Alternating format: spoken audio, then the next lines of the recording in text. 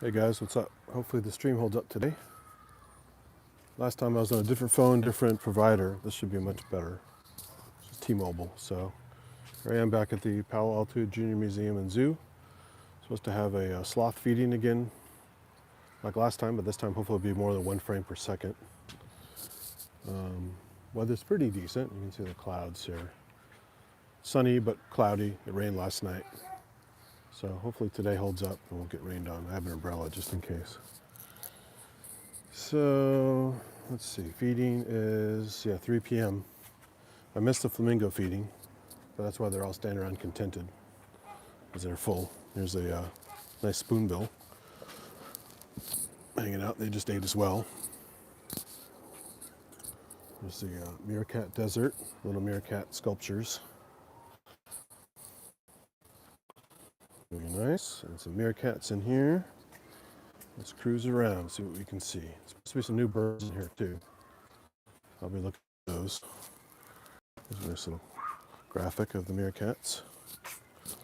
A little QR code so you can actually get audio about things. Yeah, they are. Hello, little meerkats. So meerkats are mongoose relatives.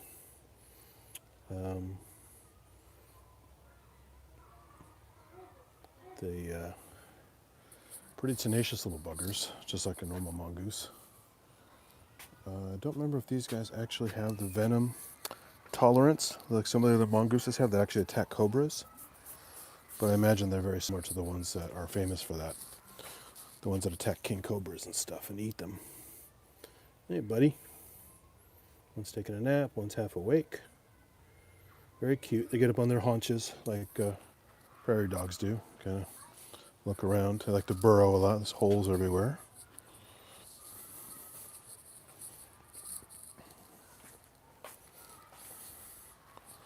This is their lair. Nice faux rock here and there. They have a fun thing too. They come out through the other side here as well. So they have two halves of this pathway. They also have a thing in the over here where they can crawl inside the logs. Goes right up to the window inside the museum, and the kids can get up close and personal with the meerkats, which is kind of cute. And then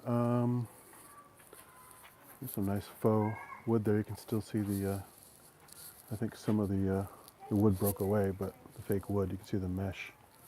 But really well sculpted fake rock and fake wood.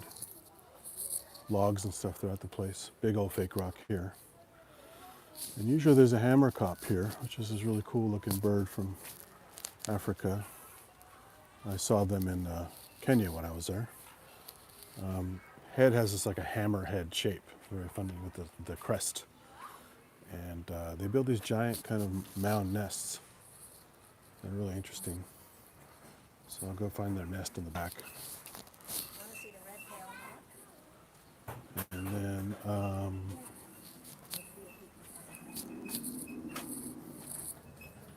there it is. So this is supposed to be a lemur exhibit for ringtail lemurs. Right now there's Boeing, the red-tailed hawk. I used to work with this bird a long time ago. It was actually hit by a plane and injured, so it couldn't be released into the wild, so that's why it's called Boeing. Very nice little close-up here. You can see a better view of it. This is one of the dark phase red tails. Most unnatural ones around here that you find bird watching are much lighter. Still have the red tail, but the body's much lighter plumage. And they're the famous call you hear in all the movies when you hear a bird like screeching in the distance, or you see a bird flying overhead and they play that keer sound.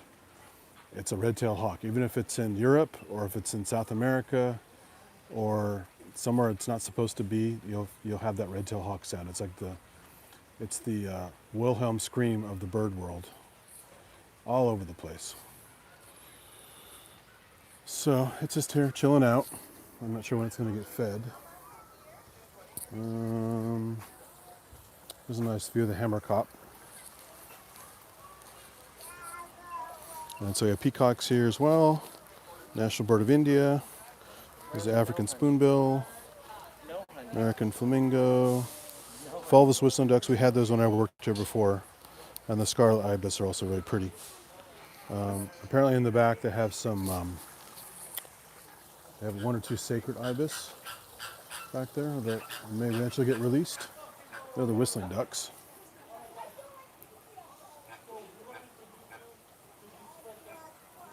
Cute little guys. They make these little fee, fee, fee, fee kind of noises.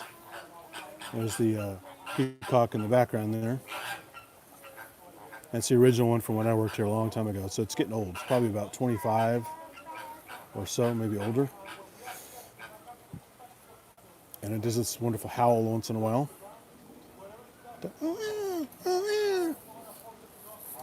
And this nice waterway that runs here comes from this little waterfall here and this little water feature here.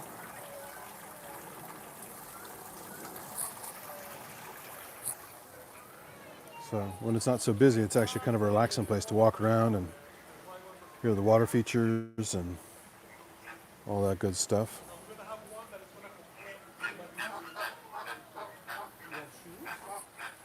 Flamingos are going bonkers.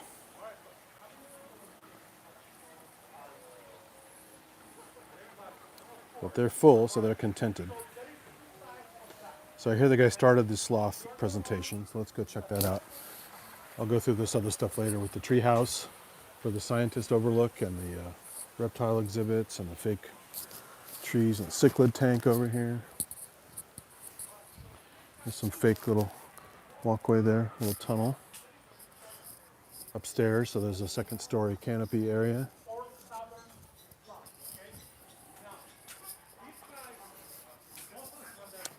There's a fake tortoise for the tortoise exhibit that's currently in here because it's too cold to be outside. This is Edward. He's been here a long time. I used to take him for walks when I worked here. So they can live over 100 easily. So these guys also can be slightly faster. Okay, as you can see, she's moving probably faster than you probably even thought about it. Okay, and she can go even faster than that. Now, think about this. In the wild, these guys are predated by jaguars during the day, by harp eagle during the day, by pretty much everything during the day. And then at nighttime, you get the same guys from during the day, also at nighttime. So these guys don't like to give their position, okay? So they're in the business of, hanging on, blending, you see, with the environment, that kind of things, okay?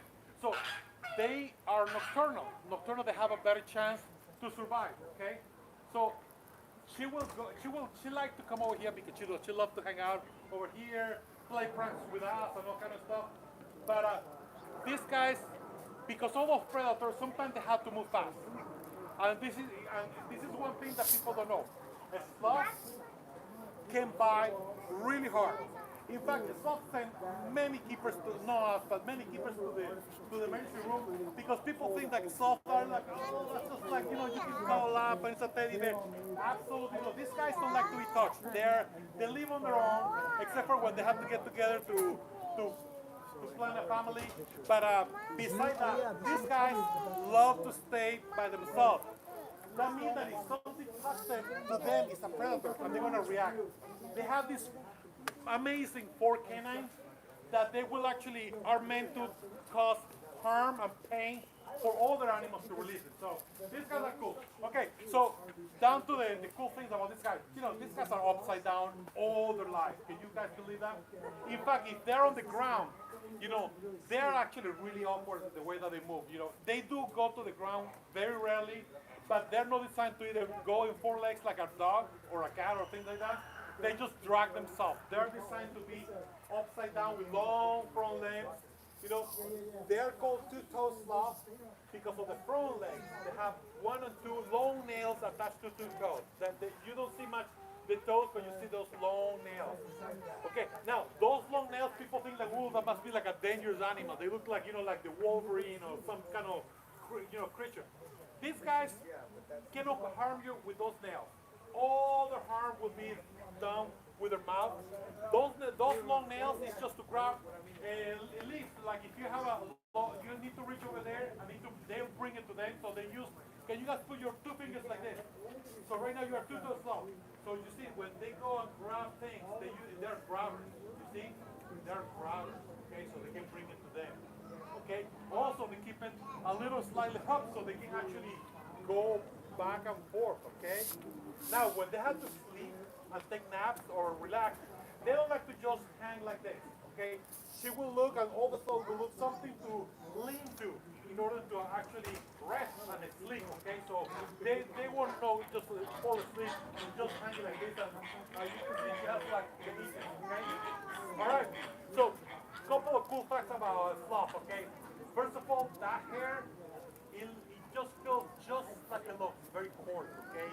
They have a thicker skin, and in the wild, these guys living in places with high humidity, these guys actually will look like green, okay? Even better for them to blend in, but these guys actually have a whole habitat, ecosystem with them that carry around. They have all kind of bugs and things like that, all right? It's actually really cool. The other cool fact about these guys, they go to the bathroom, guess what? Once a week or once every other week. Remember, it's due to their slow metabolism, okay? I'm gonna share, this is like too much information, but I want to share it. When you go to the bathroom, I am the person that I leave the room. It's that bad. Anyway, just to let you guys know. Oh, it's bad. I mean, they're cooking it for like a week or two. So think about it. Even though that well, I can tell you something about her. Because she has all the food that she wants, she has no sweat. So she's actually like very regular. She goes like every third day, 4 days. So she goes to the bathroom, and again, if I'm around there, I'm out. But one cool thing about doing the number one, the number two is because first of all, smell, and any predator will know where they are. So what they do is like if they're like living in those trees over there, or sleeping in those trees, they go to one tree that will be their latrine. So they go to that latrine, they do the business, and they're out. So when there's a jaguar or any other animal that are looking for them, to see like, oh, who did that? I'm gonna eat it. They can find nothing, all right? Or unless it's a bad timing. But besides that, they have to actually leave the place. So this is actually really cool. These guys also are good at swimming, okay? Where they live, a lot of the forests, they actually naturally flood. And sometimes they have to go to the next restaurant tree. So they might have to go down if they don't have a way to connect through the canopy. They might have to actually crawl a little bit until they can catch the next tree. But if there is water, they will swim. Okay? The same way that they move on the ground really awkward. When they're swimming, it's like more like Michael Phelps, like really nice. I don't know if you guys probably seen like people like, oh, I rescue a sloth in the middle of the river. No, you will not rescue nothing. They have a whole intention to swim at the other side, and that's all they do. They have a lot of buoyancy. Now, if there is a harp eagle, the biggest and most powerful bird, raptor, eagle in the world, they're amazing. These guys, if they can see it, they're gonna try to avoid, any confrontation. These guys can drop themselves into the water and actually hold the breath. Now, here's the thing. I'm gonna ask you guys. Can anybody guess for how long these guys can hold the breath under the water? Like maybe a bit, like 2 minutes, 5 minutes. Oh, 10 minutes, 5 minutes. You guys are like way low. You're like cold. 10 hours? No, 10 hours is like. All right, I'll give you a hint. They can hold the breath longer than a sea lion. Well, sea lions can only hold it for 5 minutes. All right, they can see well. Okay, I'll tell you because otherwise it's going to be a 90 minutes thing. These guys can hold the breath recorded 46 minutes. So, but think about it. They have a slow metabolism. Okay, they're always like really slow, and they can slow their heart rate because if they're scared, that's all they have to protect themselves. It's actually really cool. Do they not breathe very much when they're outside? They do. They do. breathe rather They breathe according to their metabolism. Everything is like so slow. We give her about 3% of the diet is only fruit because the fruit can make a lot of damage. All the sugar, too much calories going on over there. So she's amazing. Another cool fact about these guys. Like most of the mammals, the ones that are in four legs, like dogs and cats and tigers, their hair grows from the back towards the legs, toward the ground, right? All right. These guys, guess what? From the belly towards the ground. All right. Isn't that? It's like kind of cool stuff. Yeah. No, these guys are really amazing. They only have mostly one baby at a time. All right. They can do that to actually reach things. They have their real legs. They have a very flexible ankle, so they can rotate, almost like, raccoons. All right. So as you can see, she moved faster than many of the sloths that you've probably seen because she likes to explore. All right. So we're gonna offer her her little heaven. So while we convince her to come back because it's getting cold really quickly, I can share a couple of things about this girl. You know, uh, she's not like a crate train, but we use what we know about her in order to use it to our advantage. She likes to go to the crate because actually this crate lives with her, and this is like the place that she's like very comfortable. That's like her like a sloth, cave, so to speak, you know. And all we need to do when we bring her over here is just to put the door, and then we have all those sugar treats that she can only have. She only gets them here. So we have a kind of like an understanding of that one. The other thing about this girl is that we can say that we body train her, but in fact we didn't. When we first got her, we just actually let her, loose, and we just wait. Once she went to the bathroom once, we just guess what? Put a bucket on in the same spot, and now she goes to the bucket for the bathroom. Now, did we body train her? Not really. We actually, use her biology, into our advantage. So they're actually very cool. So if you see what guys want a sloth, either in the wild or in somebody's arm, don't try to reach, don't try to touch it because trust me, they can be super lightning fast. I believe me, I've seen them moving so fast. When she's distressed and I touch something, she'll be in my hand in no time. Oh, by the way, she needs like a email account too. So Luna, yeah, that's it. Let's see if she's ready to. All right, so if you guys have any questions, please.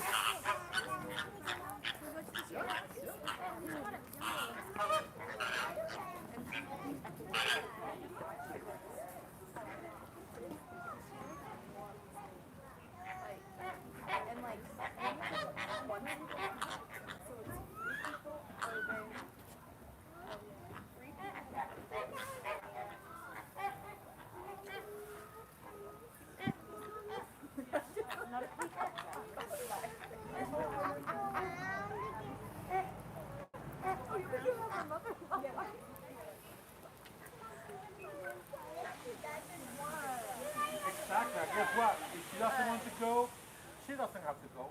She just does that whenever she wants. How'd you guys do it? Good. Hey guys, thanks for coming. I can see the chat, but I can't respond because I'm shooting. But hope the signal's good. This provider is much better than my last one, so the stream should be pretty smooth. Otherwise, I'll have to come back and shoot this video only and not stream. So hopefully stream quality is decent. Yeah, but it's so cute, I can imagine, right?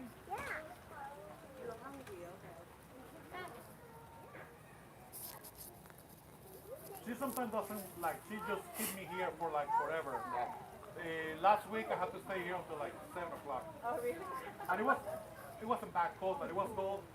But she was just having a good time. Yeah. And then eventually I wasn't noticed that she kind of looked at the crate, kind of give me the, I'm ready. Still shot there. Just looking around. Yeah.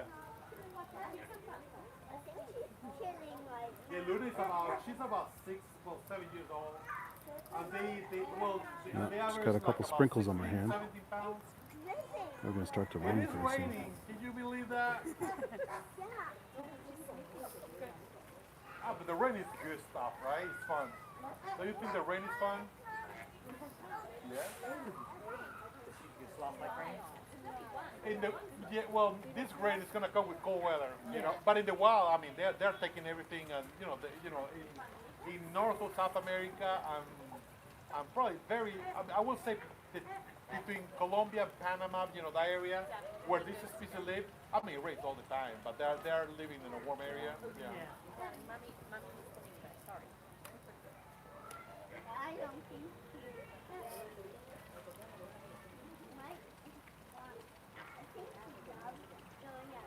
Yeah, she loves it. We actually have inside where she actually lives. We have a big room, branches everywhere. Because of her needs, she has to be in places that are nice and toasty. So we keep that specific room in about like 85, 90 degrees. And we have a steam-based humidifier pumping 24/7. Because they do have Garbage trucks. Yeah. very tough and dry skin, so they rely on that kind of thing. And I believe they don't have sweating glands. I think that's what I'm gonna say officially, otherwise I want to be wrong. I love Luna. You love Luna. Everybody loves Luna. Isn't she cool? Say hi to Luna. And you see, like right now, she's like chilling, and you see she's using this stick over here to rest on it. Okay?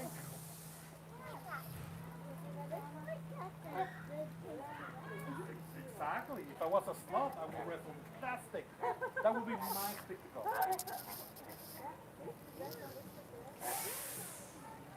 Oops, I just realized I left the. Are they territorial? Do they fight other sloths? Yes, they will chase each other. But you know what it is like in the breeding season, and usually like there is like a lot of fruit blooming. They have a sweet tooth, but they do get them bellyache. But the females will gather in a tree, No, it's not like often seen or not like that many. But in the breeding season, when the males visit the females, they do the business and the females chase them out. Get out. Yeah, they're like, that's Done it. with you. Yeah, and if males encounter themselves, they're gonna like show their teeth and maybe a little bite. It's like they don't really hurt themselves. These guys probably hurt themselves. These guys are really clumsy in many ways. They do sometimes grab a branch that is brittle and they just hold the ground. But they have such a tough skin that they just like go up. They're very bouncy, I call them. Very bouncy. Yeah.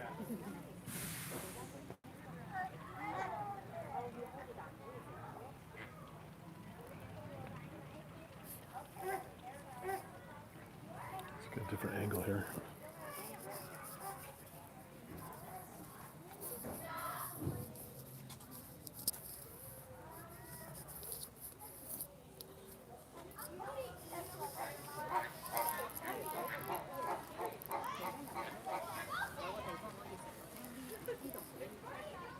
Up close and personal.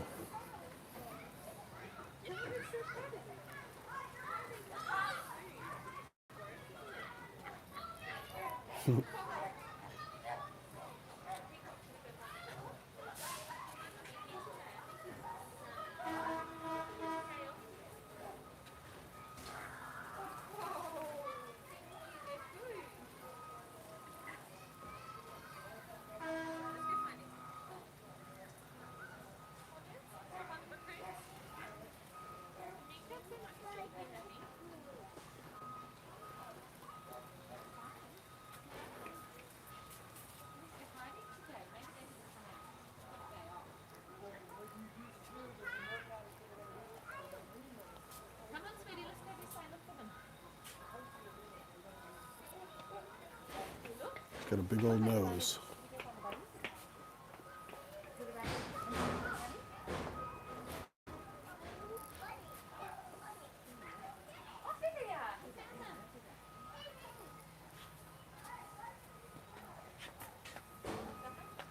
Find another stick. Oh yeah, she found an even better one. Relaxing, yeah. Yeah, that's like a much better one. Right, buddy? Are you gonna make me wait here like forever?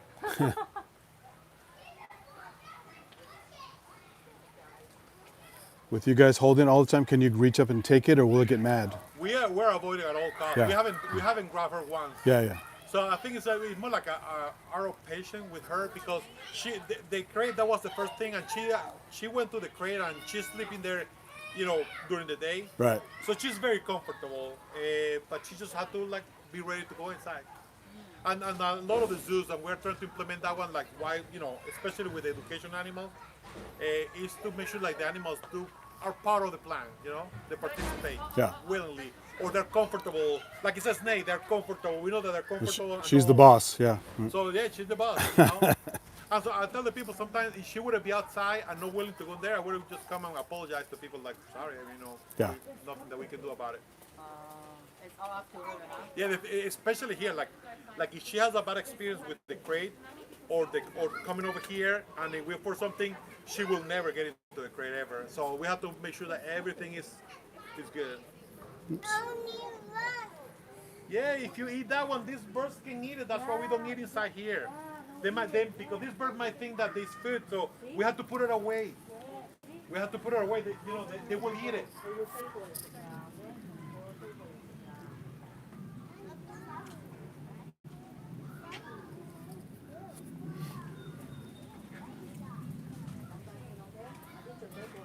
Hey, Luna. Hey. She's posing. Yeah. No, the funny thing is like she will take a nap. Okay. You want to go in? Okay. The only way that I will reach and grab her, hopefully safe, is like if she actually gets up. I don't know how. If she gets close to the mesh, Yeah. the mesh will be like almost immediately. She's gonna get stuck and can break her Sure. nails. Yeah. And that's why like we do this. Well, we do this supervised for many reasons, but the mesh is the one that For safety, scares yeah. me the Right. most. Yeah. Because if she can like climb up, but they're not like that smart to like come down or rearrange it. Like sometimes like all the wires that the trees have, sometimes she gets stuck in there, and all she needs to do is just go up a little bit, and she doesn't know, and she gets like really panicky. Hey, Ella. 你嘅觀察咧？你嘅觀察係擺咗邊啊？觀察呢度。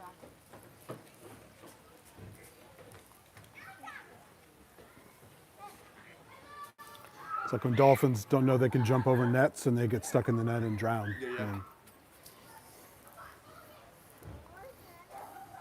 And she actually has 2 babies, Really? north of San Francisco. Okay. And they do hold them a lot of, Yeah. I'm not coming there. I If don't you like start it from a young personally. age, it's okay. Yeah. Well, no, the thing is like, like, for a sloth, when you see a sloth like this, you know it's a sloth. But people sometimes, they hold them and they look like a monkey with like long arms. Yeah. I guess it's not to me. I mean, monkeys bite a lot too. So. Yes, but it's not like my preference display because otherwise you don't see how cool these guys are Yeah. moving. But those guys, they were hand raised, and they send to they hand it to the hospital all the time because they're like spoiled brats, little kids. Sure, sure. We know like her potential, and we know that she was like a rescue, like wild rescue, and we just have to kind of make sure like all these like little tools that we have, they are like settled and it work for us. Right. Much better than like we're gonna take it to school and she will be in and out, and we have much more control. So it's without touching her. So what's the treat? Is it fruit inside the? We give her like a slice of apples and a few grapes. Okay. Everything else is butternut squash. That's actually part of the diet. What's their favorite food where they're from? What's the fruit down there they like to eat?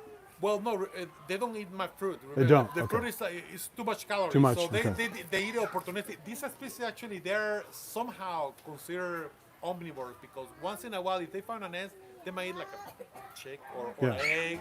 Or insects or something? like Yeah, that. right. So these are the ones that are there. They might give it a try for all the things. We offer once in a while a little bit of egg, Okay. a hard-boiled egg. But they, depending on where they live, like if you grab a sloth from one area, and there is a sloth that's like 10 miles away, and swap them, and the vegetation different, they might not know what to do because they get used to specific certain stuff, specific stuff, and they pass that information to the babies, Okay. when they eat it. So it's very interesting because they might like a few things and other things. She actually is bad eating greens. We give it to her, but she rarely go for the greens. Yeah, I saw them down in Costa Rica. They were very green Yes. from the yes. algae. Oh yeah, all And full of algae, yeah. but it wasn't doing much, so I couldn't see what it was trying to eat. Yeah. Oh no. They yeah. especially the day they rarely go for food. Pretty during much the a day. stone. Yeah. It's Yeah, they hang on in there and that's it. Yeah. They stay there.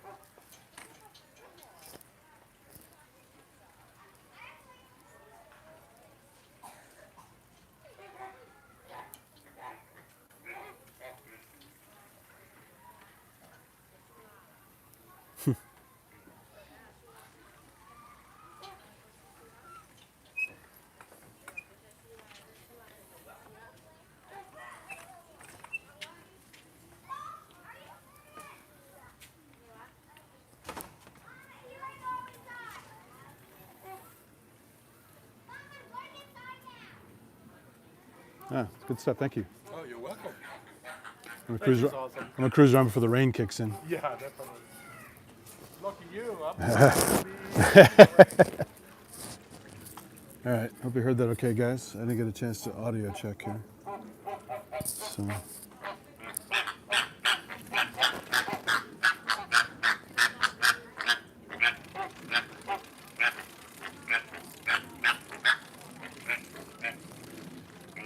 Guys are still in their brine shrimp chow.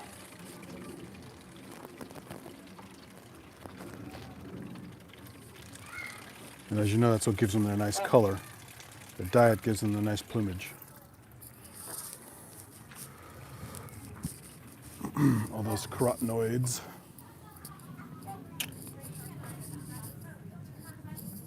I guess they're doing some cleanup down here. The calming nook is closed.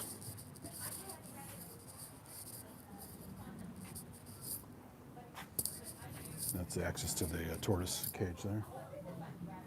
There's a little thing about Edward here.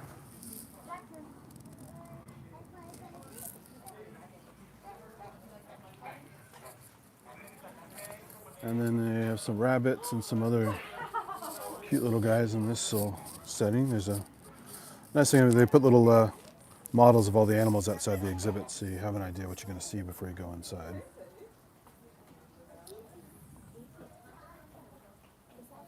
Hazel and Ricochet. I used to have a cat named Ricochet. See what's going on here.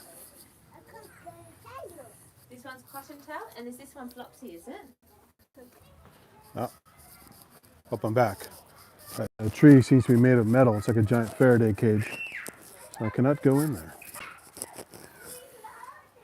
So that means I will not go in this one either. See the rabbits. You see the rabbits, George. This is the cichlid tank here from Africa, Lake Malawi.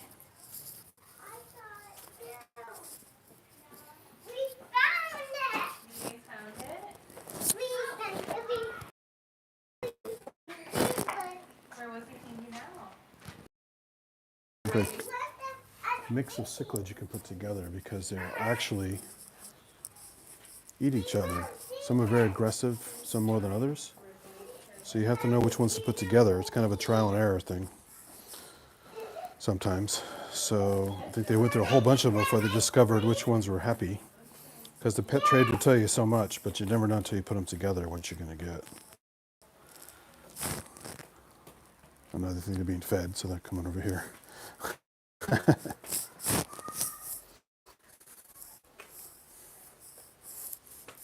There's apparently a fly river turtle in here, but I don't see it. Get that reflection out of the way.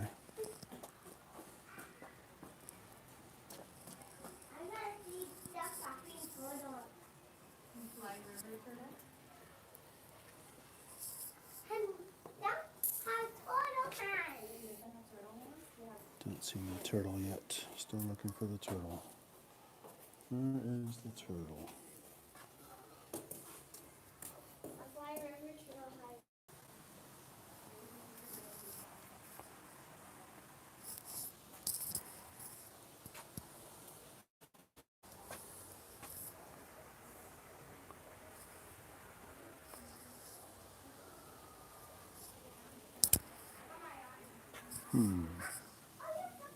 So it's Raccoon Creek. There you go in Spanish, they're mapache. Oh, and there's the peacock, just cruising around. His name is Apu. I used to talk to him all the time when I'd go feed him. He'd start howling at me. He lost most of his beautiful tail feathers.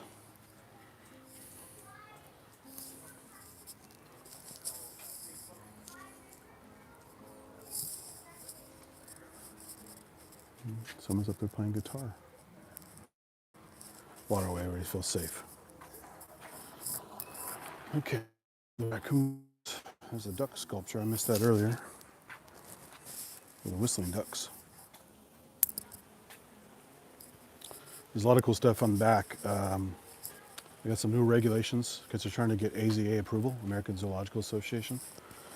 So no longer have visitors in the back, even if you know the people there, unfortunately. So So I can't go back and show you some of the cool stuff they can't put out, like some of the macaws they got recently, and some other animals that are really interesting. I don't see, oh, there, I think they're sleeping back there. I think I see some fur.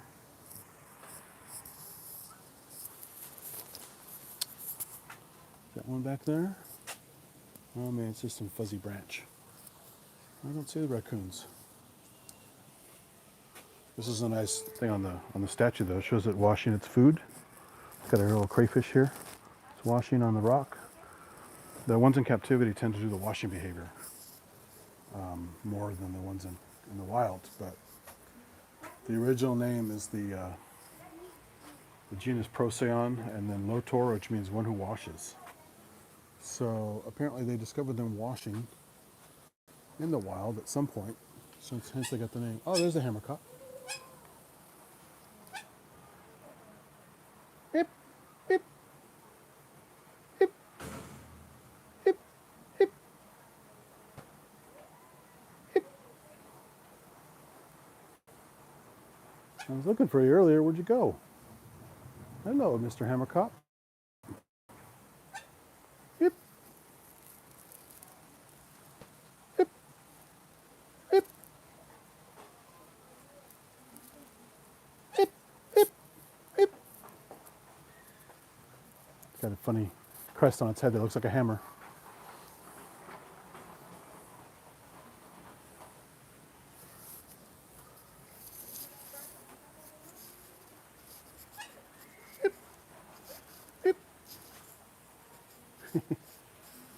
There's also work they put in there. There's fake trees everywhere. It's amazing. It's all sculpted.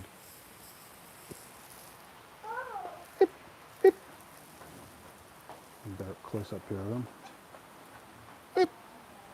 Come on, buddy. Show your head.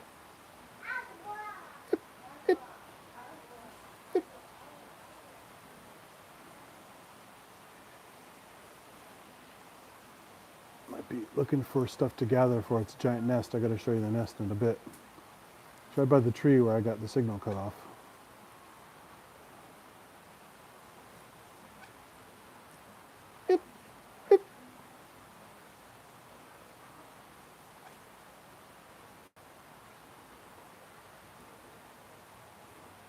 No, fake metal trees. It's got some kind of metal lining because of the mesh.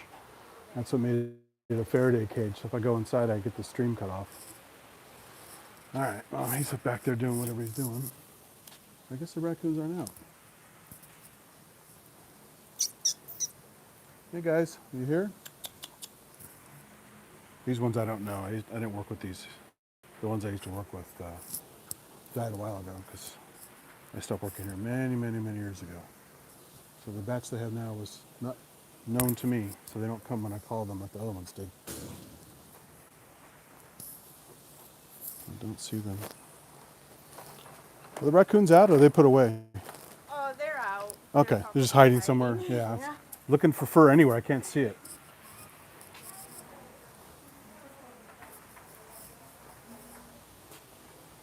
Oh, there we go.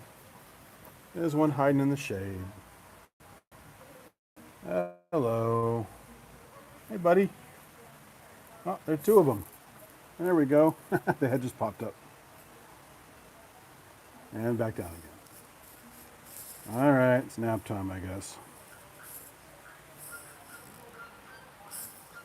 Come on, you can do it. You guys are curious?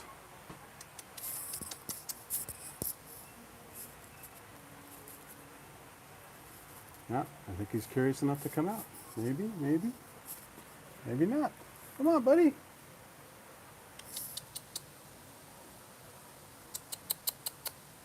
Come on, buddy.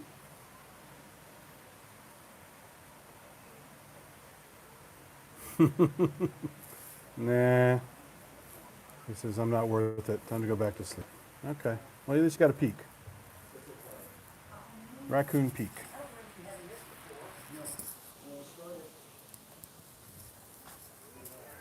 There's a cool little place you can go down here and look at the cichlid tank. I'm a low level, the kid's eye view, but I know if I go in there, I'll lose my signal. And Mr. Yip is back. Here we go. Yip, yip, yip. Yip.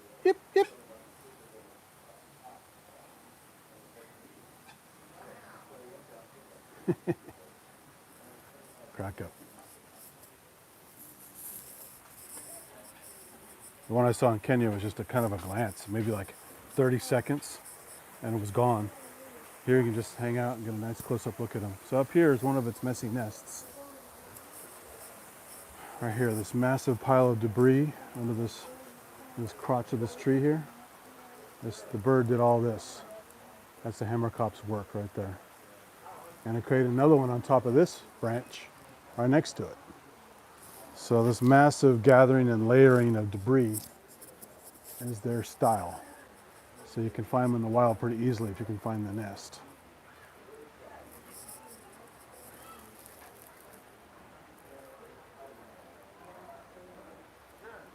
Better close up of it, you can see how it's just haphazardly layered. Hammercop style. Hammer time. Let's go to the second story. See what's what. There's a parrot in the back that you won't see because it's used for classes and it's more of just a office companion now. But if you listen to my silly thing on my friend's radio station last night that I posted on Facebook, KFJC, Cap and Jack is my buddy Marlon that works here. We used to work together here a long time ago. He still works here. And he still works with Scully in the back. She's got to be maybe 30 now. She's getting up there, 25, 30, something like that. So the parrot beatbox I was playing last night on the Silly Sounds show, along with the cartoon noises, was all Scully, recorded in the office at the zoo. So these two streams, or these two shows, are related. He's still trying to get the sloth to go in.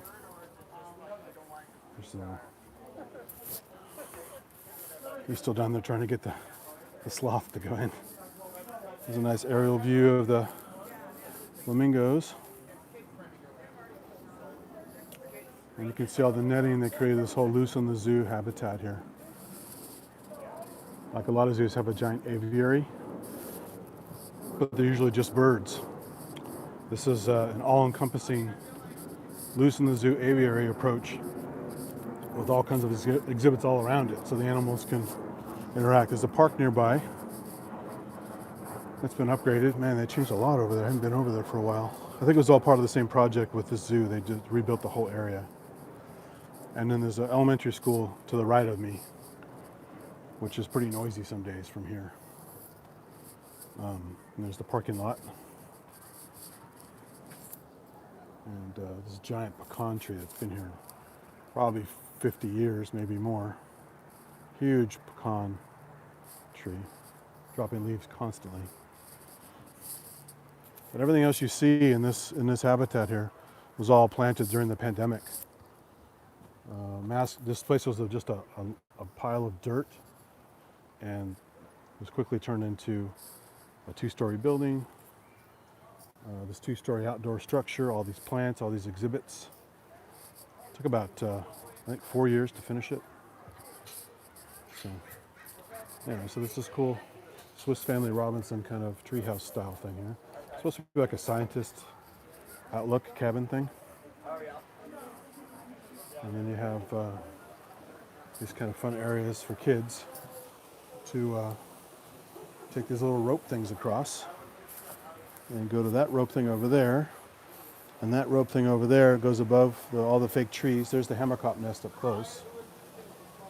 A small piece and then a bigger piece down here. Messy, messy. And then this one's connected with another bridge. So, yeah, so you can see it's kind of fun. Built all around these fake trees.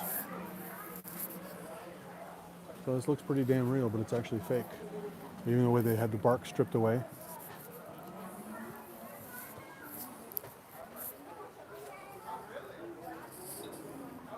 And then let's go back down.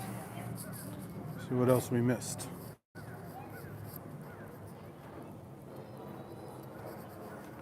This is the Lucy Stern Community Center. They have lots of plays there and special events. art fairs. There's a view of the calming nook. A little storage area next to it. I think there's some animal living in there, possibly.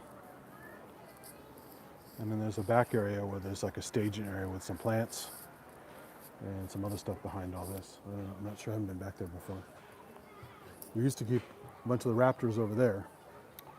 In fact, that's probably where the bald eagle's living right now for quiet. Or it could be living in the back where I can't go, the little cage area in the way back by the raccoons. Because it's very skittish, it doesn't like to be around lots of people, so it starts screeching when you get too close to it. So it's a very nervous bald eagle. And it can't be released into the wild because it was shot. And its tail is mostly paralyzed. And as you know, birds need their tail feathers for balance and to help them land. So it can fly just fine. Once it takes off, it's pretty good, but the rudder effect of the tail is not there. And it has trouble balancing sometimes on the hand because the tail is used as a counterbalance. You see him wagging the tail up and down sometimes to stay balanced. So some hunter asshole shot it, as often happens. Oh, now the raccoons are coming down. Here we go. All this activity. There's the peacock is out and about. There's a raccoon. There they go.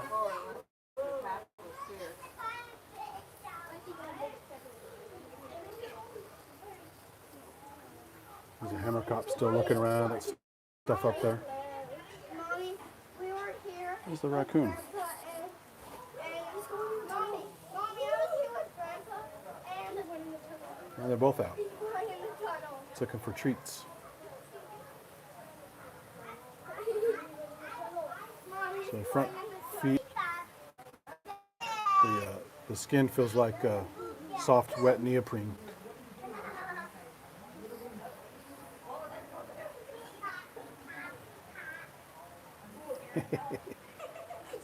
Hey, buddy.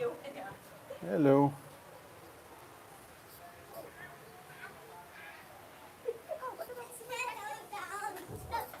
Oh, it's going to climb. They're pretty good climbers.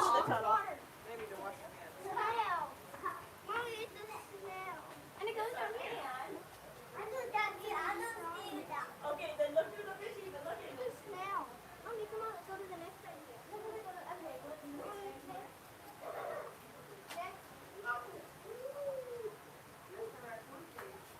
Hey, biggest boy. Why, look at these raccoons. Wyatt, look at these raccoons. Look at them playing. Raccoons. You want to go see them? No. I got to go home. It's got the high ground. Oh, it's going to climb. They're pretty good at using all 4 feet and kind of doing the Mission Impossible crawl across the wire sometimes. They used to do that with my arm. I would pick them up and they would hang on with the 4 feet, hang upside down. Hey, buddy. What are you doing here? Bye-bye. A close-up shot. This one's chunky. It's been eating a lot.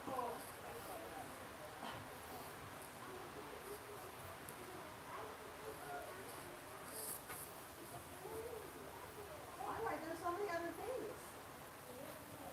What's up with you, buddy? Come on. What are you doing? Always looking for snacks. Oh, this one's climbing now. There we go. Nice. Nice on the wire mesh. Just like I said, the Mission Impossible. Believe it or not, he says I'm too big. So this one's smaller, more agile, and obviously quite a bit younger. So it's having fun. The other one's kind of fat, looking for snacks.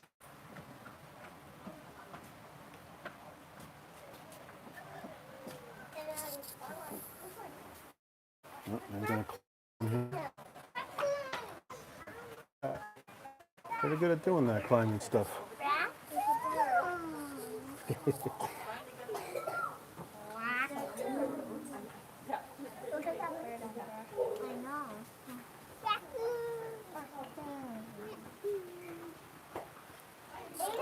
I found it too. You can see how loose that skin is. They're like in a skin suit with all that fur and that kind of some fat. There's Hammerkop again looking for some stuff. And when I used to try and grab them to put away for the night because they wouldn't go in, it's getting dark and I have to leave. I'd actually have to grab them sometimes, and they just spin around inside their own skin like a Tasmanian devil and try to bite the hell out of you. So if I wore a couple of pairs of gloves, I could do it without getting too much damage. But you still get kind of a crush force from the teeth. They're pretty strong jaws. But if you wore gloves, you're pretty well protected. But if you did it without gloves, you'd be in big trouble because they are carnivores.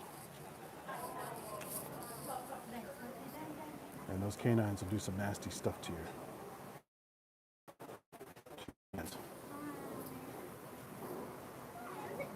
But they are awfully cute.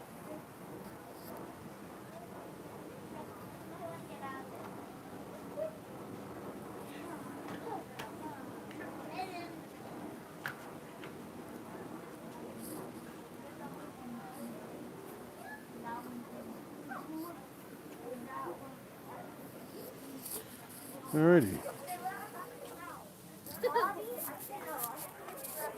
Well, I'm going to, that's some nice horsetails. Primitive vascular plants, similar to ferns from the dinosaur times. Some have side branches, look more like a horse's tail. Some don't. They're just these little straight tubes. And they have, they grow in segments that have septa, kind of like bamboo. They grow in little segments. But they're totally hollow in between the segments. So this is the famous plant that the cowboy would use in those silly westerns where a bunch of Indians are chasing the cowboys and the guy quickly fashions a tube and hides underwater and breathes underwater. It's one of these horsetails they used to. But unfortunately what they don't show you in the movies is in order to use it that way, you have to quickly roll your fingers, roll all the different nodes between your fingers to break all the septa to actually make it a through tube because they're sealed. Once you do that though, you can actually blow through. I used to do demos for kids at a botanical garden showing that. You can also break it into little segments and they're all different lengths and you can make a panpipe out of it. But Native Americans mostly use them for abrasive stuff or when the miners are out in areas where these will grow, they would use them. They're called scouring rushes because the silica in the tissue that makes them rigid also makes them very very tough and very abrasive. So you can actually scour out your pots and pans with these things. It's like a Brillo pad from nature. The kids climbing through all the trees there. So I'm going to take a quick break for a while and see if my friend is not busy right now. I also came to get some water samples for another micro attic stream because there's some amazing critters in this water. If you looked at my previous zoo water streams on micro attic, you see what I'm talking about. Really, really cool stuff. Let's get another shot of Boeing, the red-tailed hawk here. And I'm going to shut it off for a while. I'll be back if you guys want to join again. So thanks for hanging out, and I'll be back before I leave here to show off a few more things. Well, thanks everybody, and keep a lookout in the next day or so for the Micro Attic channel. I'll have some new critters in the water from the zoo. All right, thanks. I'll catch you later. As Arnold said, I'll be back.